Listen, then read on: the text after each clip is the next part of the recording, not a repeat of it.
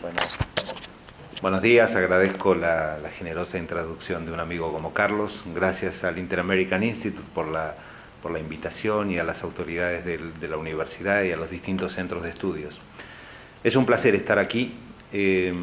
Carlos me ha definido como un empresario o como un abogado. Yo soy periodista principalmente y por eso esta charla va a ser como un disparador para que los reales expertos puedan contarnos y ver qué se hace frente a este fenómeno del ataque a la propiedad privada. Cuando uno vive en una ciudad solamente, siempre piensa que los problemas que tiene son exclusivos, son únicos, son propios, son no compartidos. Tengo la suerte de viajar por América Latina todo el tiempo. Y la propiedad privada en América Latina está sintiendo y está viviendo una amenaza en casi todos los países. Creo que es difícil encontrar una excepción a eso. Yo soy muy visual, me encantan las imágenes y voy a comenzar mostrando algunas fotos de periódicos de todo el continente donde vemos que esta es una metodología que se repite. Y cuando algo se repite mucho, yo siempre dudo si esto no está organizado, si alguien no ha pensado esto primero, si detrás de esto no hay otra intención. Quizás lleguemos a esa conclusión, quizás no. Por eso luego escucharemos todos los debates. Sí, me gustaría decirles que hace como 10 años leí un libro de un profesor británico que creo que enseña en Harvard hoy, que se llama Niall Ferguson, que es un historiador, quizás soy fanático de él, perdón, no soy muy objetivo, pero un libro de él que se llama Civilización, que es Occidente y el resto. Él marca algo que es fundamental, se pregunta, ¿por qué los Estados Unidos está siempre lejos y por arriba del subcontinente, de la América Latina, la América hispana y la América hasta portuguesa? ¿Por qué? Tiene que ver con que los ríos en el norte son más veloces, más caudalosos, tiene que ver con que hay más tierras, tiene que ver que hay más oro, más petróleo. Y Ferguson termina diciendo, no, Occidente no es una cantidad de recursos naturales. Occidente es un sistema. Occidente son instituciones. Y uno de los valores fundamentales de Occidente es el respeto irrestricto a la propiedad privada. La primera imagen que van a ver ustedes, yo la voy a ver ahí, y ustedes la tienen enfrente, es un diario de Chile y habla de toma de terrenos, mantiene retrasado un proyecto habitacional para 100 familias. ¿Cuál es la noticia ahí? ¿El proyecto habitacional para 120 familias? No, la toma del terreno, que es algo que pasa, a ver si estoy apretando el botón correcto, ahí está. Este también es otro medio chileno. Bienes Nacionales informa que hay 20.000 tomas ilegales a nivel nacional. Chile que para muchos en América Latina es un faro. Es un faro porque ha hecho muy bien las reformas que hay que hacer. Es un país muy atractivo, absolutamente atractivo, pero también está sufriendo lo mismo. Empezó por Chile de casualidad, pero el Mercurio Online, regiones del norte concentran el 70% de las tomas de terrenos fiscales en el país. Antofagasta lidera. Uno ve esa fotografía, esa imagen, y perfectamente podría ser de cualquier ciudad de América Latina. Yo veo esta imagen y no la asocio con el desarrollo, con el progreso, con un estándar de vida elevado, con riqueza, ¿no? La asocio con América Latina tal vez, o tal vez con algún lugar paupérrimo de otro continente, no con América del Norte. Y ahí voy de vuelta a la pregunta, ¿cuánto tiene que ver en esto la propiedad privada o el respeto irrestricto a la libertad privada? La prensa, unas 30 propiedades siguen tomadas en Nicaragua. Nicaragua, que es quizás hoy la dictadura novedosa, es la más moderna, si se puede llamar moderno, hacer un régimen dictatorial. Bueno, es todo un plan orquestado, armado, que desalienta al propietario a quedarse en ese lugar. Muchísimas veces los gobiernos dictatoriales o paradictatoriales, como Carlos Sánchez Berzaín muchas veces lo denomina, muy interesante la caracterización entre dictatoriales y los paradictatoriales, que son aquellos que bailan al compás de la música que marcan los dictatoriales. Muchas veces es un plan armado para lograr la bandera blanca de rendición de los propietarios y decir, señores, váyanse. Es mucho más fácil controlar, ejercer presión, dominio contra aquellos que no tienen nada y que se los soborna diciéndoles, hoy tomen a tal hora estas tierras que el Estado va a mirar para otro lado. Ocupaciones ilegales en la costa, los costos ambientales. Bueno, casualidad, ¿no? Un medio de noticias ruso dice, tensión entre propiedad privada y crisis institucional, toma de tierras en Argentina. Es como que ya entramos con la justificación, ¿no?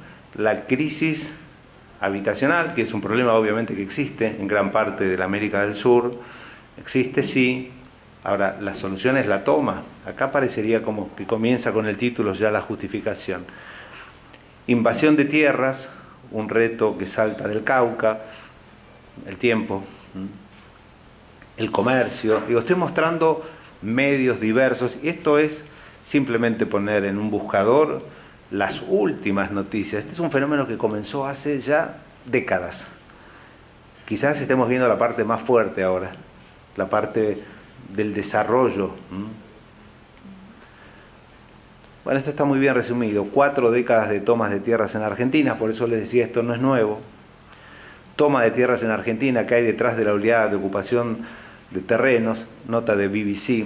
Y esto es muy interesante porque uno puede describir el fenómeno, uno puede describir lo que está ocurriendo. Eso es quedarse con lo más sencillo. Lo interesante siempre es ver qué hay detrás. Alguien se está preguntando qué hay detrás. Y eso es lo que vamos a tratar de ver esta mañana entre todos. Esta es una nota del Financial Times reproducida por un diario argentino. Dice, preocupación en Brasil por el aumento de las tomas de tierras desde que asumió Lula. No es desde que asumió Lula hace décadas, sino desde la última. Como que habían frenado las tomas durante el gobierno de Jair Bolsonaro y recrudecieron. ¿Casualidad, no? Ese es el debate, ¿no? Bueno, Clarín de Argentina, crecen las usurpaciones. Y acá ya se va más directo a quién hay de atrás, ¿no? Este es el primer título donde uno ve una primera explicación. Tomas de tierras en Misiones. Misiones es una provincia del norte argentino, organizadas por punteros políticos. La palabra punteros es muy de Argentina, es un dirigente político activo que recorre el territorio. Inseguridad jurídica en Misiones, también en Argentina, hay un negocio inmobiliario detrás del delito de la usurpación organizada, palabra que me parece que tenemos que tener en cuenta. Esto no es voluntario, esto no es individual, esto no es espontáneo, es organizado. TN, otro medio argentino, usurparon un campo en Santiago de Esteros, al productor lo atacaron a tiros y la justicia no da respuesta. Es lo que tal vez decía antes, ¿no? Quizás alguien está diciendo, señor propietario, este no es su lugar. Deje esas tierras, huya, escape, busque asilo. Esta es la última, ¿no? Infobae, pero también dice vecinos de Zárate, que es un lugar en las afueras de la ciudad de Buenos Aires, denuncian a un concejal del FDT, este es el partido gobernante, o el movimiento gobernante, dirigentes del movimiento Evita, por instigar a usurpar a las tierras. Bueno, primera definición, la propiedad privada es clave de la civilización. Cuando hablamos de civilización hablamos de respeto hacia el otro, consensos, armonía jurídica, y sin propiedad privada es muy difícil hablar de civilización. Digo, si nos retrotraemos a la historia, la propiedad privada es algo relativamente nuevo. Relativamente nuevo. Pensemos que hasta hace ciento y tantos de años, 1848, el manifiesto comunista, el manifiesto de Marx y Engels, digo, la principal idea era la abolición o el fin de la propiedad privada. Y ahí comenzaba un debate.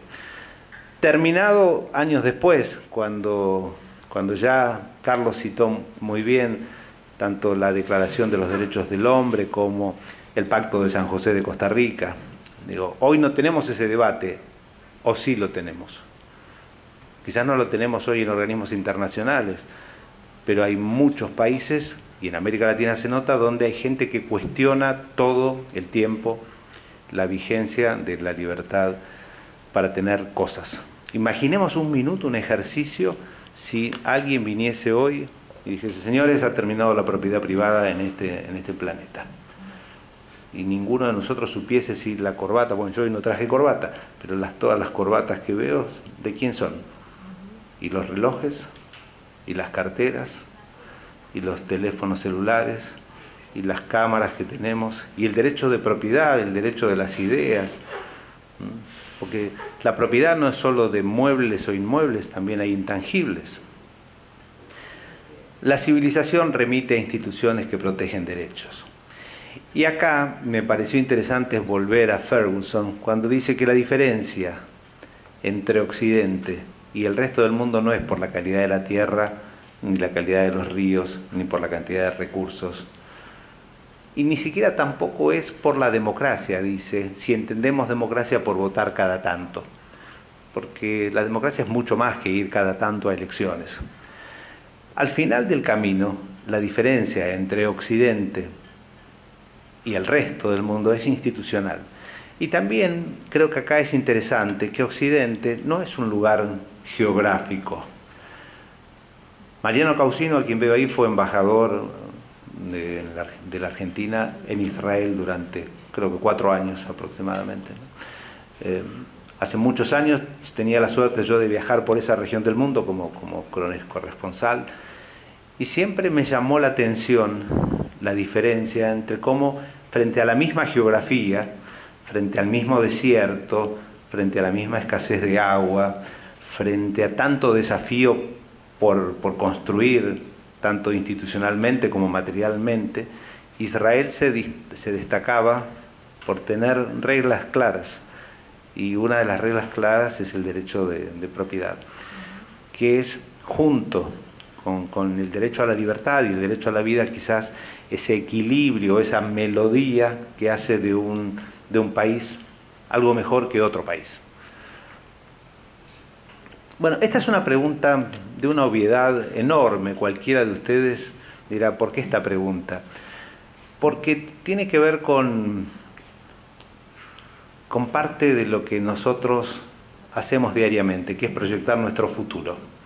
Si cualquiera de nosotros tiene un hijo y dice, porque la propiedad también es no solo el uso de las cosas que uno tiene, sino también es la posibilidad de darlas en sucesión, de definir quién se va a quedar con esas cosas el día que uno no esté en este planeta.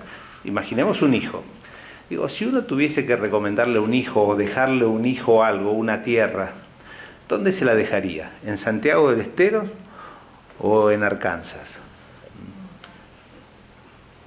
Digo, simplemente es una pregunta, ¿no? Y esto, la pregunta es, ¿por qué hay cada vez más inversores de América Latina en los Estados Unidos? Principalmente, por no decir de manera excluyente, porque se siente un respeto a la propiedad privada enormemente superior que a cualquier capital, ciudad o país que está más abajo en todo sentido. Quisiera ir cerrando ideas para poder dejar hablar y debatir a las distintas mesas, que es ahí donde vamos a extraer las ideas más importantes de esta mañana. La democracia tiene como sustento el Estado de Derecho para preservar las libertades individuales y los derechos de propiedad privada. Hace muchos años la Argentina tenía pensadores que habían tomado el camino de la libertad. Uno de ellos es Juan Bautista Alberdi, Alberdi escribió un libro hace ya muchísimos años, casi, bueno, 1860 y algo debe ser las bases aproximadamente, que fue base o sustento de la primera Constitución. Perdón. Estaba repitiendo. No, fue base y sustento de la primera Constitución que tuvo la Argentina allá por 1853. Y él decía algo que creo que es toda una definición de la que me enamoré: arrebatar la propiedad, es decir, el derecho exclusivo de cada hombre tiene de usar y disponer ampliamente de su capital, su trabajo y sus tierras para producir lo conveniente a sus necesidades. Y con ello, dice, si arrebatas la propiedad, con ello no haces más que arrebatar a la producción sus instrumentos y hacer imposible su riqueza. Y es la primera vez que aparece en esta pequeña charla la palabra riqueza. Y yo no sé por qué, digo, los que vivimos del río Bravo hacia abajo, a veces usamos la palabra riqueza como con culpa. Carlos utilizó una palabra que la llama narrativa. A veces cuando tenemos es el placer de charlar comiendo con Carlos, es una persona que de gastronomía sabe mucho y me va recomendando buenos restaurantes en Miami. Distinguimos entre narrativa y relato, pero al final coincidimos en que vamos por el mismo camino. El relato o la narrativa que tenemos del río Bravo hacia abajo respecto de la riqueza es como culposo. Escuché últimamente la definición de la palabra pobrismo, ¿no? Es como hay una nueva moda que es una alabanza a la pobreza. Tal vez es un debate más religioso que hoy, que hablamos más de propiedad.